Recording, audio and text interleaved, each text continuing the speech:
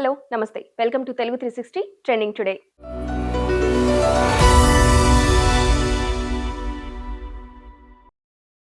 Red book ను తాను మర్చిపోలేదని మంత్రి లోకేష్ అన్నారు. ఎవరి పని వారు చేసుకోవాలని రెడ్ బుక్ దాని పని అది చేస్తుందని చెప్పారు. అన్ని విషయాలు తనకు గుర్తున్నాయన్నారు లోకేష్. అటు విద్యా రంగాన్ని రాజకీయాలకు దూరంగా ఉంచాలని ఆయన సూచించారు. నిన్న కడపలో ఆహార తరలింపు వాహనాలు పసుపు రంగులో ఉండటం గమనించి వెంటనే కలర్ మార్చాలని కలెక్టర్ ను ఆదేశించారు. విద్యాశాఖ కలర్ కోడ్ ప్రకారం గ్రీన్, బ్రౌన్, రెడ్ వాడాలన్నారు. ఏపీ రాజధాని అభివృద్ధి పనులపై మున్సిపల్ శాఖ మంత్రి పొంగూరు నారాయణ స్పష్టతనిచ్చారు. రాజధాని ప్రాంతంలో మౌలిక వసతుల నిర్మాణం వేగంగా సాగుతోంది. కొన్ని వర్గాలు కావాలనే అసత్య ప్రచారాలు చేస్తూ ప్రజల్లో సందేహాలు రేకెత్తించే ప్రయత్నం చేస్తున్నాయని, అలాంటి వదంతులను పక్కన పెట్టి ప్రజలు స్వయంగా వచ్చి అమరావతిలో జరుగుతున్న పురోగతిని పరిశీలించాలని మంత్రి పిలుపునిచ్చారు. లిక్కర్ స్కామ్ కేసులో తిరుపతి సమీపంలోని తుమ్మలకుంటలో మాజీ ఎమ్మెల్యే చెవిరెడ్డి భాస్కర్ రెడ్డి, చిత్తూరులోని వైసీపీ నేత విజయానందరెడ్డి ఇళ్లలో సిట్ తనిఖీలు చేపట్టింది. గత ఎన్నికల్లో చిత్తూరు ఎమ్మెల్యే అభ్యర్థిగా పోటీ చేసిన విజయానందరెడ్డిని ఈ మధ్య విజయవాడకు పిలిపించిన సిట్ 2 రోజులు ప్రశ్నించింది. ఆ సమయంలో చెప్పిన సమాధానాలు ఆయన ఇంటి అడ్రస్ లో సిపిఆర్ ఇన్ఫా కంపెనీ ఉండటంతో వాటి ఆధారంగా సోదాలు జరుగుతున్నాయి. బీఆర్ఎస్ పార్టీ నుంచి సస్పెన్షన్ కు గురైన కేసీఆర్ కూతురు కవిత సంచలన ప్రకటన చేశారు. ఎమ్మెల్సీ పదవికి బీఆర్ఎస్ పార్టీ ప్రాథమిక సభ్యత్వానికి రాజీనామా చేస్తున్నట్లు ఆమె ప్రకటించారు. హైదరాబాద్ లోని జాగృతి కార్యాలయంలో నిర్వహించిన మీడియా సమావేశంలో ఆమె ఈ మేరకు తన నిర్ణయాన్ని వెలువరించారు. తన రాజీనామా లేఖలను మీడియా ముఖంగా చూపించారు. టీడీపీ అద్భుతమైన పార్టీ అని, ఎంతో మందికి అవకాశాలు కల్పించిందని సీఎం రేవంత్ రెడ్డి అన్నారు. కానీ ఇప్పుడు కొందరు కుట్రల వల్ల తెలంగాణలో సమస్యను ఎదుర్కొంటుందని ఆరోపించారు. ఒకప్పుడు జనతా పార్టీకి గొప్ప పేరుండేది, తర్వాత కనుమరుగైంది. త్వరలో బీఆర్ఎస్ కు అదే గతి పడుతోందని వ్యాఖ్యానించారు. మహబూబ్ నగర్ లో ఎస్జీడీ ఫార్మా 2వ యూనిట్ ను ప్రారంభించిన అనంతరం ఈ వ్యాఖ్యలు చేశారు సీఎం రేవంత్ రెడ్డి.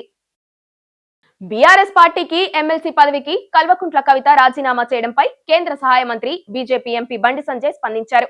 ఆమె బీఆర్ఎస్ పార్టీకి రాజీనామా చేసినంత మాత్రాన ఉదియేదేమీ లేదని ఆయన వ్యాఖ్యానించారు.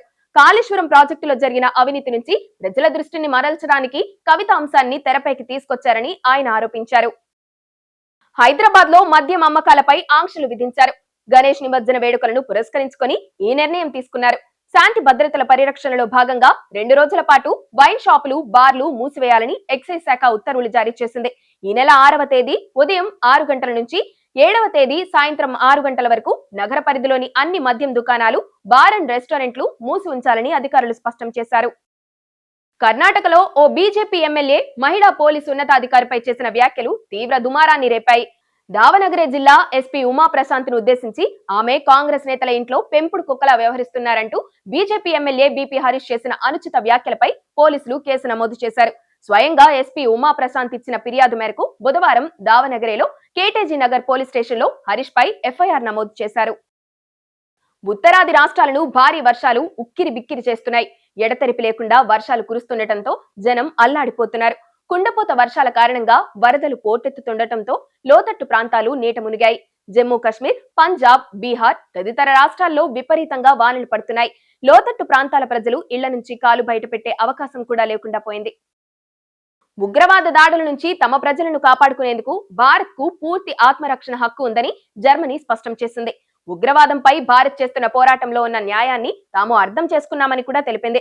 భారత పర్యటనకు వచ్చిన జర్మనీ విదేశాంగ మంత్రి జోహాన్ ఢిల్లీలో జరిగిన సమావేశం అనంతరం విదేశాంగ మంత్రి జయశంకర్ ఈ విషయాలు వెల్లడించారు. అమెరికాలో వినాయక నిమజ్జన వేడుకలు ఇండియాను తలపిస్తున్నాయి. ఖర్చు ఎక్కువైనా సరే ఇండియా నుంచి వినాయక విగ్రహాలను ఇంపోర్ట్ చేసుకుని ఘనంగా పూజలు చేశారు. వారం రోజుల పాటు ఉత్సవాలు పూర్తవడంతో అంతే ఉత్సాహంతో గణపయ్యకు వీడ్కోలు పలుకుతున్నారు. యుఎస్ లోని డల్లాస్, టెక్సస్ లో నిమజ్జనం ఎలా జరిగిందో చూపే వీడియోలు వైరల్ అవుతున్నాయి. 2 రోజుల క్రితం దాదాపు 2000 మంది తెలుగు వాళ్లు ఒకే చోట చేరి భోజనం చేయడం విశేషం. రష్యా అధ్యక్షుడు వ్లాదిమిర్ పుతిన్ ఉత్తర కొరియా నేత కిమ్ జాంగ్ ఉన్ కు థాంక్స్ చెప్పారు. ఉక్రెయిన్ తో జరుగుతున్న యుద్ధంలో తమకు సహకరించినందుకు కిమ్ కు కృతజ్ఞతలు తెలిపారు.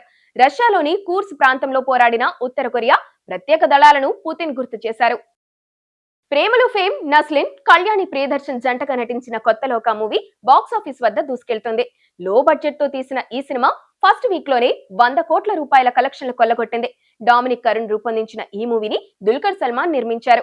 గత నెల 29న ఈ సినిమా థియేటర్ లో విడుదలైంది. హీరోయిన్ కు సూపర్ పవర్స్ ఉంటే ఏం జరుగుతుందనేది ఈ సినిమా కథ.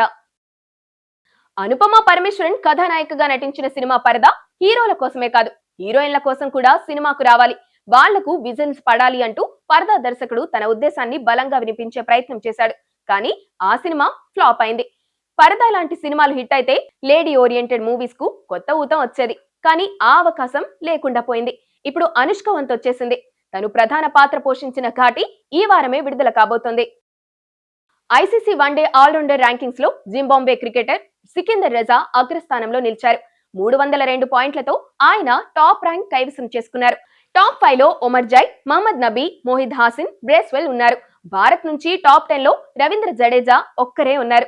బ్యాటర్ల జాబితాలో గిల్, రోహిత్ టాప్ 2 లో ఉన్నారు. అలాగే బౌలింగ్ విభాగంలో కేశవ్ మహారాజ్ అగ్రస్థానంలో కొనసాగుతున్నారు.